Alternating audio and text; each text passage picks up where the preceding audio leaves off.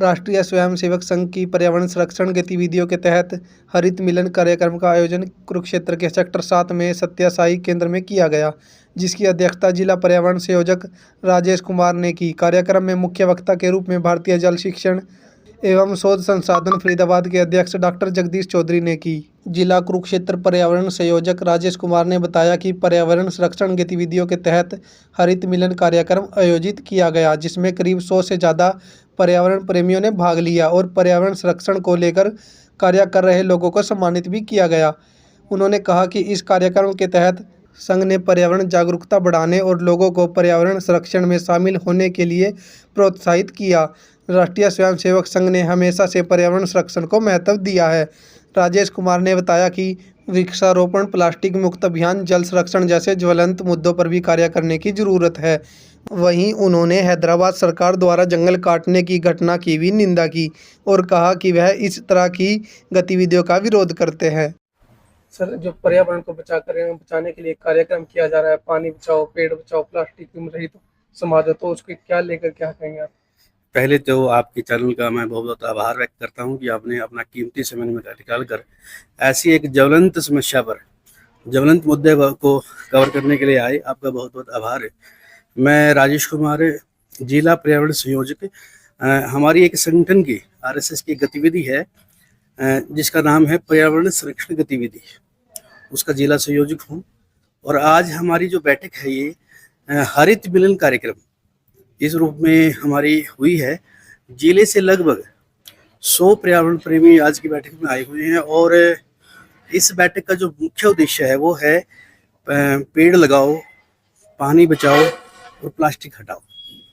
आज की बैठक में हमारे जो मुख्य वक्ता है वो डॉक्टर जगदीश चौधरी जी हैं और हमने इस बैठक में जो भी कुरुक्षेत्र जिला की संस्थाएं हैं जो पर्यावरण के लिए काम कर रही है उनको भी सम्मानित करना है और जो भी प्रकृति के लिए काम कर रहे हैं, जो प्रकृति प्रेमी हैं, उन सबको आज हम इस मंच के द्वारा सम्मानित करेंगे और लोगों से आह्वान करेंगे कि वो पानी बचाएं, ज़्यादा से ज़्यादा पेड़ लगाएं और सिंगल यूज प्लास्टिक का प्रयोग न करें।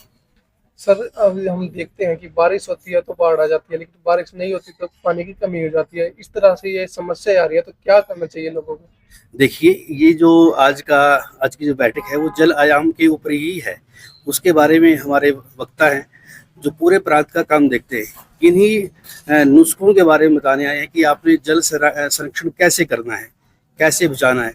अगर आप नहीं बचाएंगे तो आने वाले समय में क्या क्या समस्याएं हो सकती है। और वो आज हमारे बीच में हमारे जिले के कुछ शिक्षक साथी भी आए हैं जो अपनी बात बच्चों तक पहुंचाएंगे। तो सर, अभी हैदराबाद में भी एक जंगल काटा गया 400 एकड़ में लगभग। उसमें जो जानवर थे जंगल में जो रह रहे थे वो बाहर खुले पे दिखाई दिए, तो इस तरह से भी उनका घर छीनना क्या सही है? ये बिल्कुल एक निंदनीय कार्य है हैदराबाद सरकार के द्वारा और इस पर्यावरण संरक्षण गतिविधि के द्वारा हमने इसका विरोध किया है और हम चाहते हैं कि अपने देश में ऐसे ऐसे कुकृत्य न हो और इसके लिए गतिविधि और भी आयाम चलाएगी और भी अपने जन जागरण यात्राएं करेगी और इसका पूरा विरोध करते हैं ऐसे कार्यों का। छोटे से छोटे कार्यक्रम में सर वन टाइम प्लास्टिक का यूज होता है, तो क्या सरकार को इसकी तरफ कोई ध्यान नहीं देना चाहिए? देखिए, हम सब जानते हैं कि सरकार को, अगर सरकार चाहे तो लोगों को तो ये ऐसी बैठकें करने की आवश्यकता ही ना पड़े, परंतु हमको एक अच्छे नागरिक होने के नाते सब काम सरकार पर नहीं छोड़ने चाहिए। हमारा भी दायित्व बनता है, हमारा भी नागरिक कर्तव्य बनता है कि हम भी अपनी भारत माता को, अपनी प्रकृति माता को जितना ज़्यादा से ज़्यादा उसके शुद्ध रखें, शुद्ध पर्यावरण रखें। हम सब मांगते हैं कि हमारे पास गाड़ी हो, हमारा बहुत अच्छा घर हो, हमारे बच्चे बहुत अच्छे अच्छे व्यक्ति बने, अच्छे अच्छे नौकरी हो जाए, लेकिन हमारी अब तक भारतीयों की ये सोच है वो यह नहीं है कि हमारा वातावरण भी शुद्ध हो, हमारा जो घर हो ऐसे वातावरण हो जहाँ शुद्ध हवा बहती हो, शुद्ध पानी हो। इसकी मानसिकता बनानी पड़ेगी और वो जन जागरण यात्राओं से होगी और वो पर्यावरण संरक्षण गतिविधि कर रही है जिला कुरुक्षेत्र में। आपका परिचय सर? मैं राजेश कुमार भारद्वाज, मैं सरकारी सेवा में समग्र शिक्षा कार्यालय में सहायक परियोजना संयोजक के रूप में काम करता हूं और जिला पर्यावरण संयोजक इसकी मेरे पास राष्ट्रीय स्वयंसेवक संघ इसकी गतिविधि है, उसका मैं जिला संयोजक हूँ।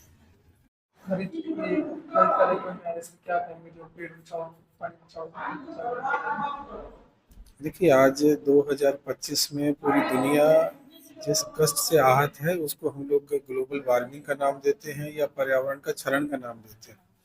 लेकिन मुख्य रूप से देखें तो आज हम जो कुरुक्षेत्र में इकट्ठा हुए इसमें 3 विषय हैं। पहला तो ये है कि हमें जल बचाने जैसा, दूसरा वृक्ष लगाने जैसा और तीसरा प्लास्टिक से मुक्ति जैसा।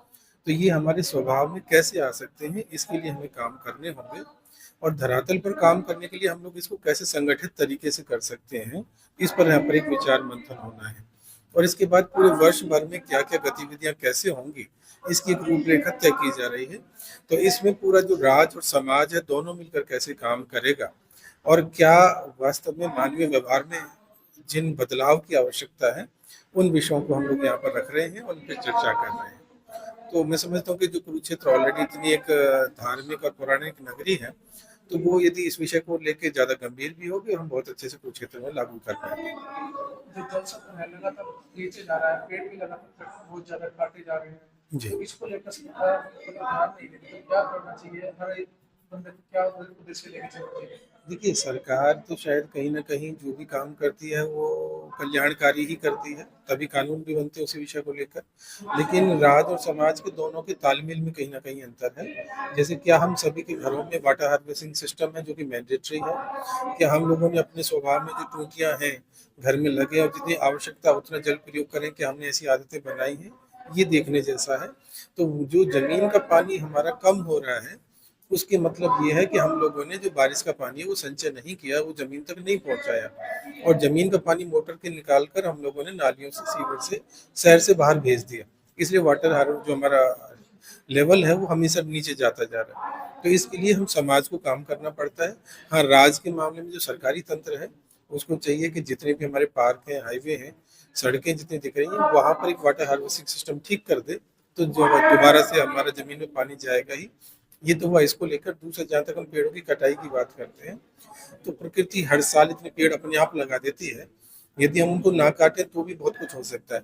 लेकिन यहाँ पर राज्य के पास तो अभी कह दिया गया कि केवल नेशनल हाईवे जो बनेंगे केवल उनके लिए पेड़ काटने की परमिशन मिलेगी। बाकी राज्य सरकार यदि कोई अपनी तरफ से हाईवे बनाती है, सड़कें बनाती है, तो उसको परमिशन लेने के लिए कोर्ट ने बड़े सख्त आदेश है, तो जिसकी वजह से काटना लगभग ना जैसा मुश्किल हो गया है। हाँ, अब हम लोगों को भी ये नियंत्रण करना पड़ेगा। शहर जो बढ़ता जा रहा है, सरकार अपने जो शहर बढ़ाती है तो उसमें ग्रीन बेल्ट और पार्क की व्यवस्था करे और हम लोग भी अपने घर जितने बनाते हैं, अपने कम से कम घर में 1 या 2 या 4 पौधे जरूर लगाएं। यदि हर घर चाहे 100 गज का हो 1 पौधा लगाए, 500 गज का हो 5 पौधा लगाए और उसको रखेगा, तो मैं समझता हूँ कि जो पेड़ों की कमी दिख रही है वो नहीं आने वाली है। और हाँ, ये दुर्भाग्यपूर्ण है कि पूरी दुनिया में जो औसत वृक्ष है एक व्यक्ति पर 28 है, भारत में 13 है, तो हम बहुत नीचे हैं। जिसको लाने के लिए हर व्यक्ति को 15 पेड़ अपने अपने जीवन में लगाने होंगे, तो बहुत अच्छा हो सकता है। अगर हम साउथ की तरफ जाए तो वहाँ पर प्लास्टिक का यूज नहीं होता, केले के पत्तों का या इस जी। तरह की कई चीजें यूज होती है जिससे वहाँ पे प्लास्टिक कम फेंको, लेकिन हमारी साइड आप देखें तो प्लास्टिक का बहुत ज्यादा यूज है, वन टाइम प्लास्टिक बहुत ज्यादा यूज है, तो उसको लेकर भी लोग जागरूक नहीं है। नहीं, इसमें बिल्कुल आपने सही कहा। ये एक तो राज्य को भी थोड़ा सख्त होना पड़ेगा और समाज को भी थोड़ा जागरूक होकर अपनी सहभागिता देनी होगी, क्योंकि ये शायद कहीं ना कहीं कल्चरल डिफरेंस है। दक्षिण भारत में जो अंग्रेजों का प्रभाव उतना गहरा नहीं था जितना उत्तर भारत में रहा और राजधानी यहाँ पर रही। और हम लोगों का इसमें भी कोई स्वभाव है, क्योंकि हम लोगों का मैदानी क्षेत्र है गंगा यमुना का, जबकि दक्षिण भारत में पठारीय क्षेत्र है। तो वहाँ पर जितनी प्रकार की वैरायटी जो उनके भोजन के तरीके हैं उसमें भी बहुत बड़ा अंतर है। तो ये खैर कल्चरल डिफरेंस है, वो एक अलग में मामला है। लेकिन हाँ, हम लोगों का उत्तर भारत भी जो कि हिमालय की जड़ में है, तो ये बहुत अच्छा हरियाली भरा हो सकता है। और प्लास्टिक से जहाँ तक मुक्ति की बात है, क्योंकि सबसे ज़्यादा पॉपुलेशन उत्तर भारत में रहती है और सबसे बड़ा बाजार भी यही है, तो प्लास्टिक बड़ी सस्ते में उनको मिलता है, लगता है। केले जैसे पत्ते यहाँ उपलब्ध नहीं हो पाते, तो ये भी कुछ ना कुछ कारणों में देखना होगा। लेकिन हाँ, हमें ये है कि खुद से अपना संकल्प लें, यदि वो जागरूक हो जाएंगे तो फिर उसके बाद मैं समझता हूँ कि प्लास्टिक का प्रयोग तो धीरे धीरे कम हो भी रहा है, थैले का बढ़े और इन चीज़ों का। और आजकल बर्तन बैंक का एक प्रावधान हम लोग कर रहे हैं आपस में कि बर्तन बैंक चलाएंगे तो हम लोगों को शादी ब्याह में और भंडारों में प्लास्टिक की जरूरत ही ना पड़ेगी। आपको पूछिए सर। मैं डॉक्टर जगदीश चौधरी हूँ, green India foundation trust Faridabad का अध्यक्ष हूँ, विश्व जल परिषद फ्रांस का सदस्य हूँ और साथ के साथ जो भारतीय जल शिक्षण एवं शोध संस्थान है उसका मैं अध्यक्ष हूँ।